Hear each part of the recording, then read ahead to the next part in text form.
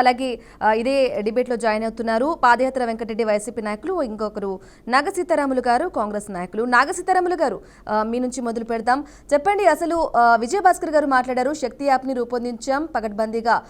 మేమైతే అన్ని అంటే ఘటన జరిగినప్పుడు బాధితురాలికి న్యాయం చేసేందుకు కూడా సిద్ధంగా ఉన్నాం. అలాగే కూటమి ప్రభుత్వం అన్ని చర్యలు కూడా తీసుకుంటుంది అని చెప్తున్నారు. అలాగే బొమ్మర రామూర్తి గారు చెప్తున్నప్పటికీ ప్రభుత్వాలు కఠిన చట్టాలు తీసుకురావాలి, ఇంకా నిందితుల్ని శిక్షించాలి. ఇటువంటి ఘటనలు తరచూ జరుగుతూనే ఉన్నాయి. అయినా కూడా భయం లేకుండా మద్య మత్తులో తూలి ఆడుతుంది యువత అని చెప్పేసి కూడా ఆరోపిస్తున్నారు. మరి మీ వర్షన్ ఏంటి నాగసీతారాములు గారు?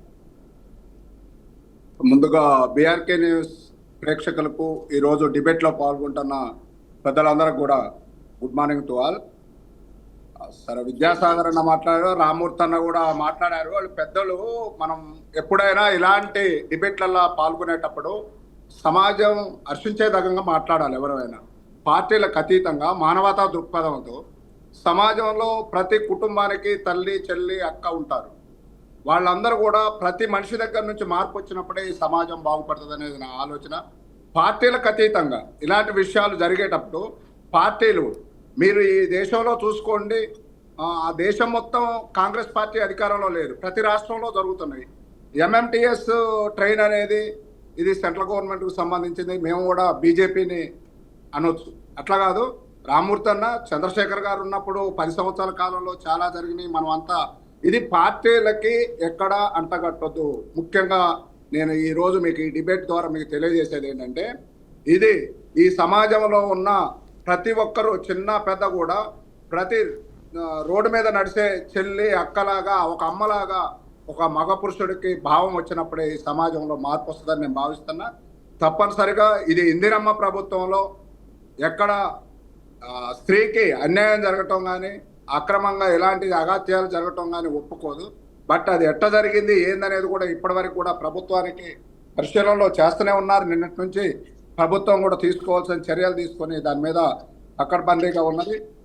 ఏమిటంటే ఇక్కడ ప్రత్యేకంగా ఏంటంటే, మనుషులు మానవ మృగాలుగా తయారయ్యి వారు కావాలని చేసేదాన్ని ఫస్టే ప్రతి కుటుంబంలో కూడా ఒక చిన్నపిల్ల నుంచి ఒక క్రమశిక్షణగా పెంచి ఈ సమాజంలో ఉన్న ప్రతి ఒక్కరు కూడా అక్క, చెల్లి, అమ్మ అనే భావం వచ్చేటట్టు చూసుకోవాల్సిన బాధ్యత ఈ సమాజంలో ఉన్న పౌరులందరి మీద ఉంది. పార్టీలు ఇవాళ ఏంటంటే, పార్టీలో ఇటు మారి అటు మారి ఇటు మారేటోళ్ళు ఉన్నారు కూడా. ఆ పార్టీలో ఉన్నప్పుడే అది కరెక్ట్, ఆ పార్టీలో లేనప్పుడు అది తప్పు అనుకోవటం కాకుండా, ఈ 10 సంవత్సరాలు కేసీఆర్ గారు ముఖ్యమంత్రిగా ఉన్నప్పుడు కూడా ఇలాంటివి చాలా జరిగినాయి. దయచేసి ఈ డిబేట్లో పాల్గొన్న పెద్దలందరూ కూడా పార్టీలకే అంటగట్టకుండా, ఇవాళ ఇక్కడ తెలంగాణ రాష్ట్రంలో ముఖ్యమంత్రి గారు రేవంత్ రెడ్డి గారు ఇంకొకటి ఆయన దిగిపోవాలనేది అది కరెక్ట్ కాదు. రామూర్తి అన్న, మనం ఏంటంటే సమాజానికి ఏమిన్నారో నాకు అర్థం కావడం లేదు మిత్రమా. మీరు విన్నది మీరు సరిగా వినలేదు. ప్రభుత్వాలు ఎవరున్నా కానీ ఇవి జరుగుతున్నాయి, దీన్ని కఠినమైన చట్టాలు తీసుకొచ్చి వీటిని జరగకుండా చూడాల్సిన బాధ్యత మనదని చెప్పాము. రేవంత్ రెడ్డి గారు రాజీనామా, రేవంత్ రెడ్డి గారు ఏమన్నా సంబంధం ఉందా? కావాలంటే ఆయన బాధ్యత ఎక్కడి వరకు ఏదనేది మీరు స్టే టీమ్స్ అన్నారు, ఇంకొకటి అన్నారు. ఇప్పటికీ తెలంగాణ రాష్ట్రంలో మహిళలకు సంబంధించిన అన్ని చట్టాలను పకడ్బందీగా అమలు చేస్తుంది ఇందిరమ్మ ప్రభుత్వం కూడా.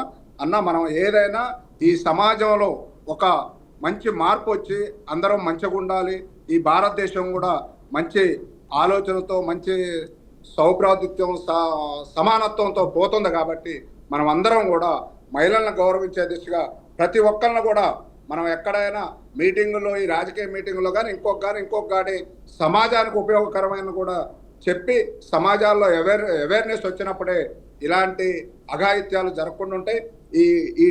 నిన్న జరిగిన అత్యాచార యత్నం చాలా దురదృష్టకరం.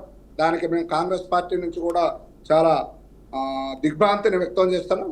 దాన్ని తప్పనిసరిగా మానవీయ కోణంలో ఎక్కడ ఏం చేయాలనేది తప్పనిసరిగా ప్రభుత్వం ఆలోచిస్తుంది. దానికి మిగతా అందరూ కూడా ఒక మానవతా కోణంలో చూసి దాన్ని ఎలా ఛేదించాలనే దాని వైపు అందరూ ఉండాలని విజ్ఞప్తి చేస్తున్నాం. రైట్, నాగసీతారాములు గారు. అలాగే పాదయాత్ర వెంకటరెడ్డి వైసీపీ నాయకులు గారు, నమస్తే అండి. నమస్తే అమ్మా.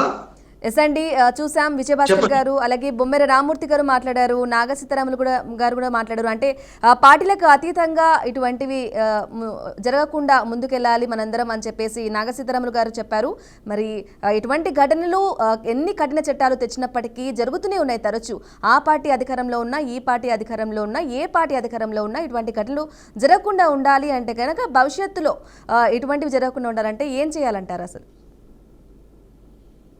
ముందుగా బీఆర్కే న్యూస్ వీక్షకులకి, ప్యానెల్లో ఉన్న పెద్దలకి, మీకు, రాష్ట్ర ప్రజలకి శుభోదయం. మానవుడే మహనీయుడు, మనిషే దేవుడు, సత్యమేవ జయతే. ఇవన్నీ మనం వింటున్నట్టుగా ఈయన కాంగ్రెస్ పెద్దలు ఆయన చెప్తూ మమ్మల్ని అనడం కాదు, ప్రతి మనిషి మానవుడు, ఇవన్నీ ఇప్పుడు ప్రభుత్వం మీదే బాధ్యత, అధిక బాధ్యత ఉంటది. ప్రభుత్వమే ఎక్కడ ఏ ప్రభుత్వం ఉన్నా ప్రభుత్వమే తక్షణ చర్యలు భవిష్యత్తులో జరగకుండా తీసుకోవాల్సిన చర్యలు కానీ, చట్టాలు కానీ, వాటి పర్యవసానాలు కానీ భరించాల్సిన బాధ్యత ప్రభుత్వం మీద ఉంటది. ప్రభుత్వం మమ్మల్ని అడగటం కాదు, పౌరులు బాధ్యత తీసుకోవాలంటే ప్రభుత్వాలు అధికారంలో ఉన్నది దేనికి? ప్రభుత్వాలు మమ్మల్ని అడగొద్దనలే వెంకటరెడ్డి గారు, ప్రభుత్వాలు మమ్మల్ని అడగొద్దు అనలేదు. తప్పనిసరిగా ప్రభుత్వం తీసుకునే చర్యలు తీసుకుంటది. కానీ దీనికి మానవీయ కోణంలో ప్రతి ఒక్కళ్ళు ఆలోచించాల్సిన అవసరం ఉందని అన్నా.